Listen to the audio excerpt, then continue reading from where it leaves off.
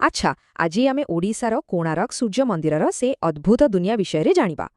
ଏହି ଏକ୍ସପ୍ଲେନରରେ ଆମେ ପ୍ରାଚୀନ କଳା, ଆଶ୍ଚର୍ଯ୍ୟଜନକ ରହସ୍ୟ ଏବଂ ଆଧୁନିକ ସଂରକ୍ଷଣ ପ୍ରୟାସକୁ ଟିକେ ପାଖରୁ ଦେଖିବା। ଭାବନ୍ତୁ ତ, ପୁରା ମନ୍ଦିରଟା ଗୋଟେ ବିଶାଳ ରଥ, ଯାହା ସୂର୍ଯ୍ୟଦେବତାଙ୍କ ସ୍ୱର୍ଗୀୟ ଯାତ୍ରାକୁ ଦର୍ଶାଉଛି। ଆଉ ଏଥିରେ ଥିବା 24ଟି ଆର୍ମ ବା ସ୍ପୋକ୍ସ କଥା କହିଲେ, ଏଗୁଡ଼ିକ ପ୍ରତିଦିନର ସମୟକୁ ଏକଦମ ସଠିକ୍ ଭାବେ ମାପିଥାଏ। ବାସ୍ତବରେ ଏହା 3ଟି ଭିନ୍ନ ପଥର ଏବଂ ଉନ୍ନତ କଳିଙ୍ଗ ଜ୍ୟାମିତିର ଏକ ଅପୂର୍ବ ସମାହାର। ସତରେ ଚମତ୍କାର। ତେବେ ଏହାର ରହସ୍ୟ କଥା ଉଠିଲେ ଗୋଟେ ପ୍ରଶ୍ନ ଆସେ, କୌଣସି ଅଦୃଶ୍ୟ ଶକ୍ତି ଯୋଗୁଁ ମନ୍ଦିରଟି ଭାଙ୍ଗିଗଲା କି?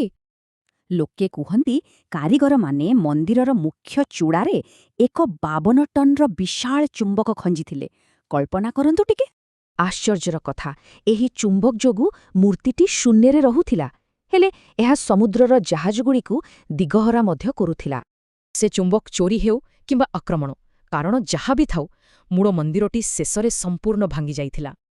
ଆଉ ଏକ ହୃଦୟସ୍ପର୍ଶୀ କାହାଣୀ ହେଉଛି 12 ବର୍ଷର ବାଳକ ଧର୍ମପଦର, ଯେ ଅସମ୍ଭବକୁ ସମ୍ଭବ କରି ମନ୍ଦିରର ଚୂଡ଼ା ମାରିଥିଲେ। କିନ୍ତୁ 1200 ବଢ଼େଇଙ୍କ ଜୀବନ ବଞ୍ଚାଇବା ପାଇଁ ସେ ଶେଷରେ ସମୁଦ୍ରକୁ ଡେଇଁ ନିଜର ବଳିଦାନ ଦେଇଥିଲେ। ଏବେ ବର୍ତ୍ତମାନକୁ ଆସିବା।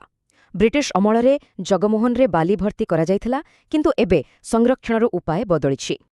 ଆଜିକାଲି ASI 3D ମ୍ୟାପିଂ ଓ ଲେଜର ସ୍କାନିଂ ଭଳି ଆଧୁନିକ ଜ୍ଞାନକୌଶଳ ବ୍ୟବହାର କରି ଖୁବ୍ ସାବଧାନତାର ସହ ସେହି ବାଲି କାଢ଼ୁଛନ୍ତି। ଆମ ସମୃଦ୍ଧ ଇତିହାସ ଓ ଜାତୀୟ ପରିଚୟକୁ ବଞ୍ଚାଇ ରଖିବା ପାଇଁ ଏମିତି କୀର୍ତ୍ତିରାଜିର ସଂରକ୍ଷଣ ନିହାତି ଆବଶ୍ୟକ, ନୁହେଁ କି? କେବଳ ସେତିକି ନୁହେଁ, ଛାତ୍ର ଓ ଐତିହାସିକମାନଙ୍କ ପାଇଁ କୋଣାର୍କ ଆଜି ବି ଶିକ୍ଷା ଓ ପ୍ରେରଣାର ଏକ ଜୀବନ୍ତ ଉତ୍ସ ହୋଇ ରହିଛି। ତେଣୁ ଏଠାକୁ ଗଲେ ଆମକୁ ଦାୟିତ୍ୱବାନ ହେବାକୁ ପଡ଼ିବ। ଏହି ଦୁର୍ମୂଲ୍ୟ କଳାକୁ ସମ୍ମାନ ଦେବା ଆମ ସମସ୍ତଙ୍କର କର୍ତ୍ତବ୍ୟ।